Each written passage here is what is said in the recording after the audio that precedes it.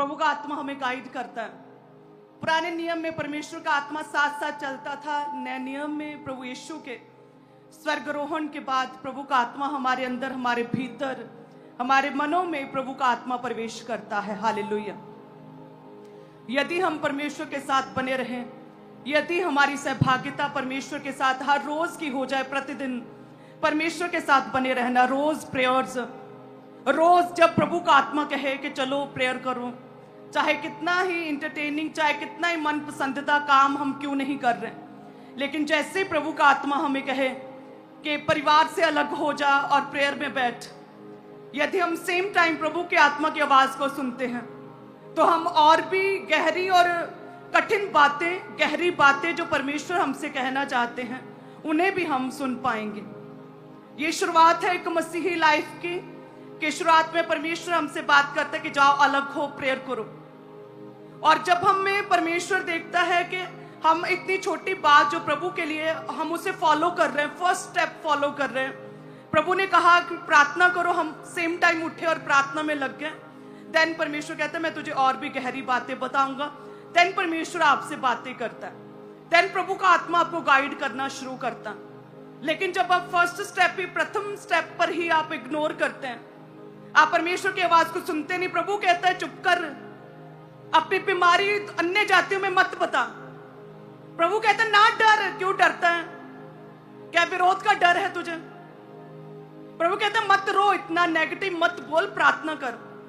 तो जब आप अपनी प्रथम प्रयास जो प्रभु आपसे करने के लिए कहता है आत्मा में, आप नहीं करते, आप अनसुना करते हैं, उसके बाद जो है परमेश्वर का आत्मा आपसे बात नहीं करता।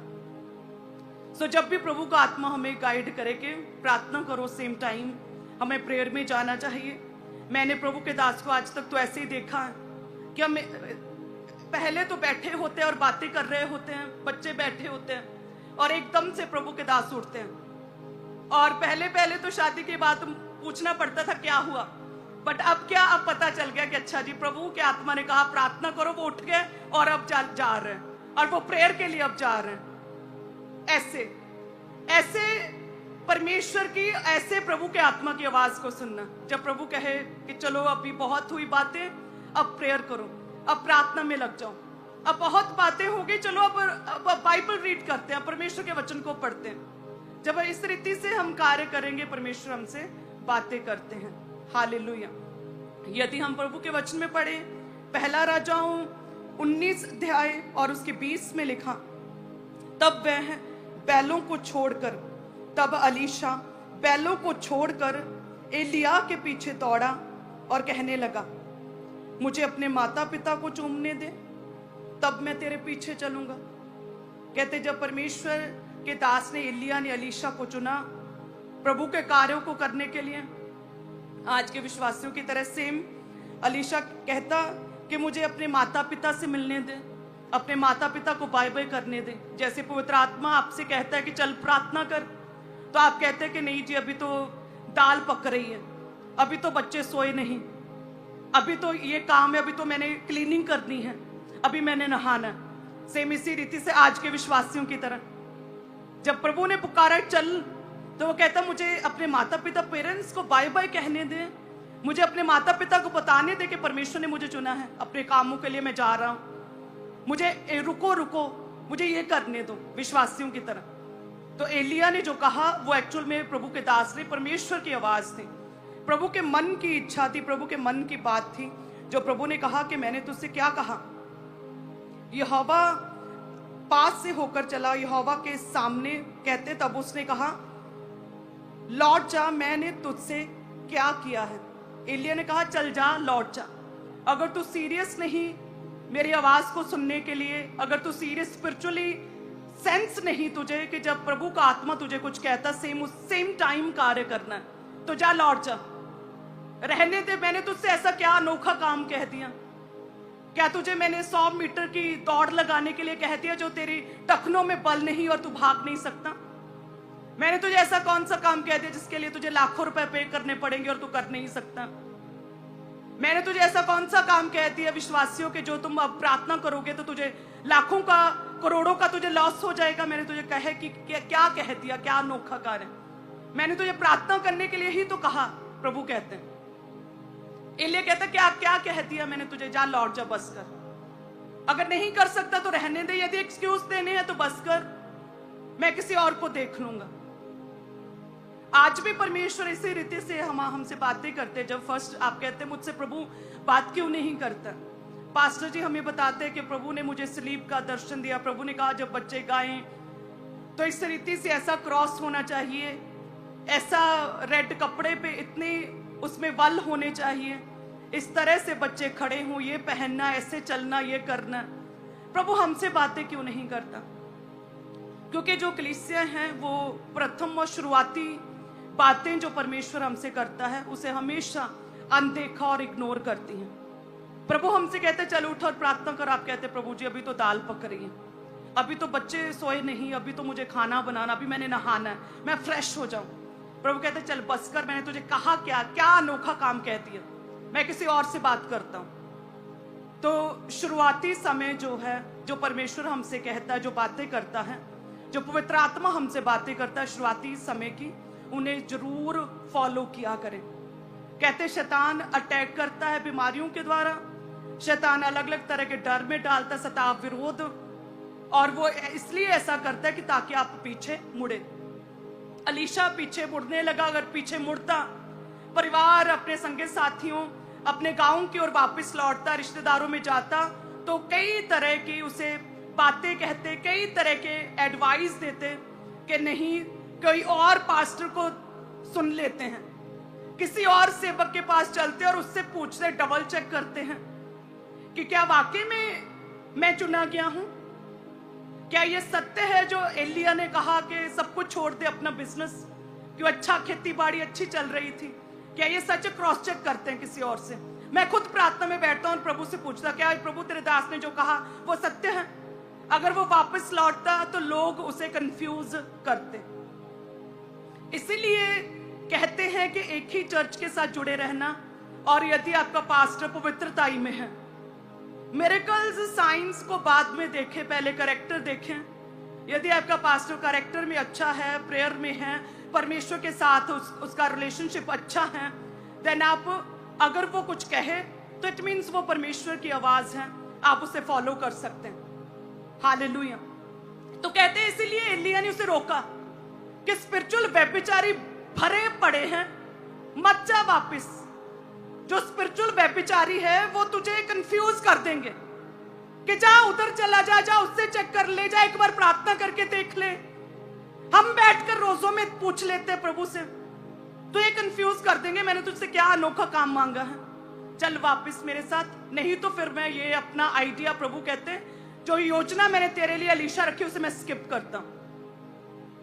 इसीलिए प्रभु कहते हैं कि विश्वासियों की लाइफ में जब भी कोई अटैक हो, कोई बीमारियां हैं, किसी भी तरह का डर है, संघर्ष में जी रहे हैं, उस समय पीछे ना मुड़े।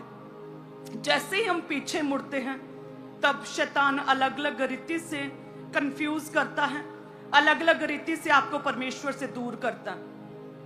जो भी परमेश्वर के प्लान्स हैं वो आपके जीवन में पूरे हों, उसके लिए आपको प्रभु के ओर मुड़ना है और कोई चारा नहीं। प्रभु कहते हैं डरपोक मेरे राज्य में प्रवेश नहीं कर सकते हैं। तो हम डर तो सकते ही नहीं शैतान से, हम डर नहीं सकते बीमारियों से, हम डर नहीं सकते अपनी सिचुएशन से, परिस्थितियों से, क्योंकि हमारा परमेश्वर जीवित है। यदि हम उसे पुकारे, हम प्रार्थना में बैठे, देन परमेश्वर हमारी प्रार्थना को उत्तर देगा। तो मुड़ना चारा नहीं। एलिया कहता मुड़ मत, वापस मत लौट, प्रभु की ओर आ, प्रभु की ओर आ, प्रभु के करीब आ, देन तू और अच्छे से समझ पाएगा परमेश्वर की योजना को। ऐसे लोग हैं सताव से डर जाते और पीछे मुड़ते हैं, बीमारी से डर जाते और पीछे मुड़ते हैं, शैतान से डरते हैं और पीछे मुड़ते हैं। और शैतान यही चाहता है कि आप परमेश्वर की ओर नहीं बल्कि परमेश्वर से बैक मुड़े, प्रभु को पीठ दिखाएं। शैतान यही चाहता है। सो हर समय आत्मा में हमें बहुत अलर्ट रहना पड़ता है, हर समय हमें परमेश्वर के करीब, हर समय प्रार्थना में बने रहना पड़ता है, हर समय, ऑल द टाइम। मन में लगातार प्रार्थना, मन में लगातार मनन, मन में लगातार ये जांच पड़ताल ये चलती रहनी चाहिए। क्या जो मैं कर रहा हूं क्या इसमें कोई वचन परमेश्वर का टूट तो नहीं रहा?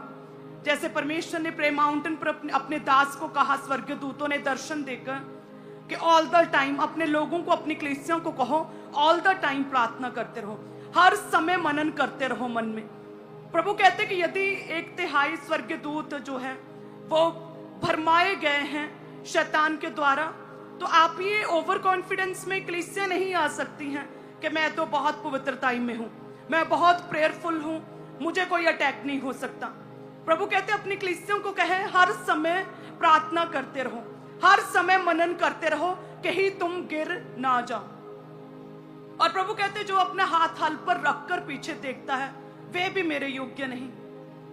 तो यदि आप प्रभु की ओर हैं और हाथ आपने प्रभु का पकड़ा है और साथ में आप पीछे देखते जा रहे हैं, साथ में पीछे देख रहे हैं कि वो भुआ की लड़की, वो रिश्तेदार प्रभु में आने की वजह से क्या मुझसे रूठ तो नहीं गया, चल आप प्रभु की ओर रहे हैं, साथ में पीछे भी मुड़ के देखते जा रहे हैं, तो प्रभु कहते वो मेरे योग्य नहीं, वो मेरे प्लान्स को पूरा नहीं कर सकता। प्रभु कहते जब मैंने तुझसे कहा प्रार्थना कर और तू कहता अभी मैंने फ्रेश होना है, मैंने तुझसे मांगा ही क्या, चल अब बस कर लौट जा। हालेलुया। इसीलिए मैं आपसे हमेशा कहती हूं कि हमारी परमेश्वर के साथ सहभागिता केवल संडे के लिए, केवल वीकली, साप्ताहिक नहीं होनी चाहिए।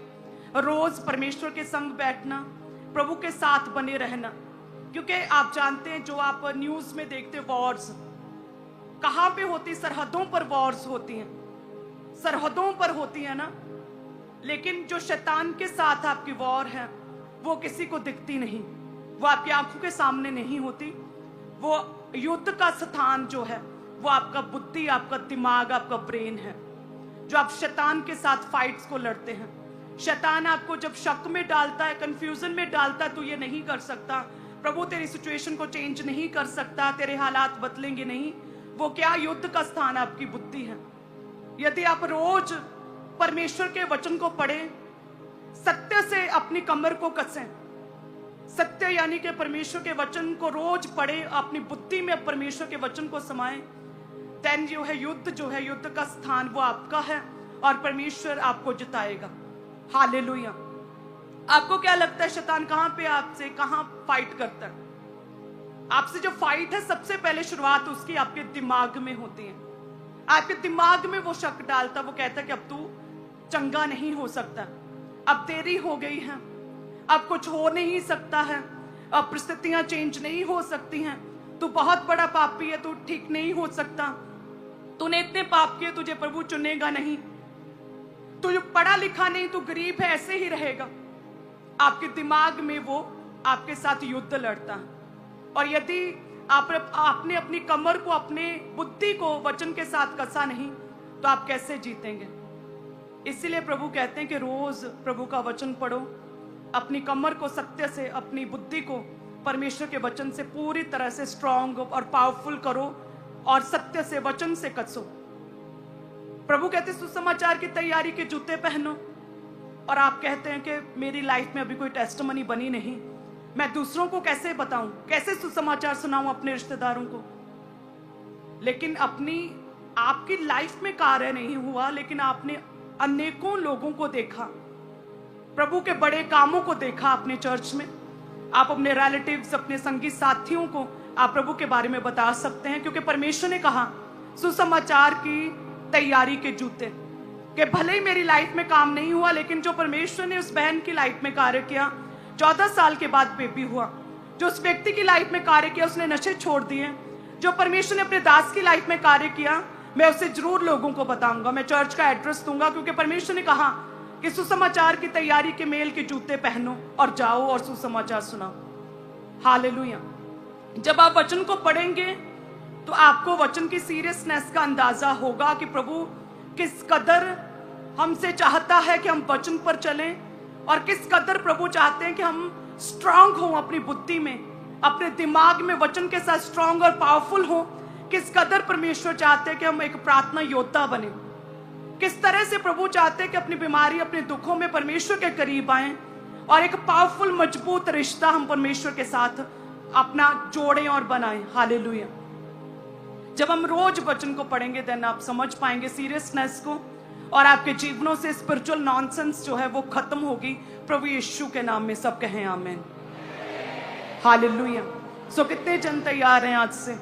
कितने जन तैयार हैं कि हर रोज हम वचन को पढ़ेंगे, सत्य से अपनी कमर को कसेंगे? वायदा करें सभी जन। क्या पीछे आवाज आ रही है मेरी? अपने हाथों को हिलाएं, कहें आंखों को बंद करके कि आज से मैं अपनी कमर को सत्य से कसूंगा। हे परमेश्वर, आज से मैं वचन को पढ़ूंगा, वचन पर ध्यान लगाऊंगा, वचन का मनन करूंगा। परमेश्वर, जो युद्ध का स्थान मेरा दिमाग है, इस युद्ध में, इस शैतान के साथ युद्ध में मैं जीत जाऊंगा। मैं जीतूंगा, मैं विक्ट्री को ग्रहण करूंगी और शैतान हार जाएगा मेरे जीवन से। कहें चाहे मेरे जीवन में कोई गवाही बने या ना बने, लेकिन आज से मैं सुसमाचार की तैयारी के जूते पहनूंगा। मैं परमेश्वर के कामों को, परमेश्वर के वचनों को मैं लोगों तक पहुंचाऊंगा और अपने रिश्तेदारों को बताऊंगा प्रभु के बारे में।